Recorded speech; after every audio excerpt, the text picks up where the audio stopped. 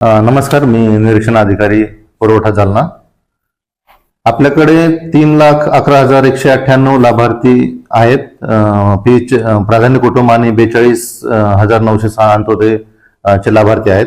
तो टोटल आकडा जो आहे 3,54,104 आहे. त्यापैकी 2,68,338 लाभार्थ्यांची आपण केवायसी केलेली आहे. आणि जो प्रलंबित आकडा आहे तो 85,766 आहे. शासनाच्या निर्देशानुसार आपण युद्ध स्तरावर यावर काम केलेले आहे. रास्तभाव दुकानदारांनी वेगवेगळ्या ठिकाणी प्रत्येक गावामध्ये जाऊन आणि ई केवायसीचे कॅम्प लावून लाभार्थ्यांची ई केवायसी करून घेतलेली आहे.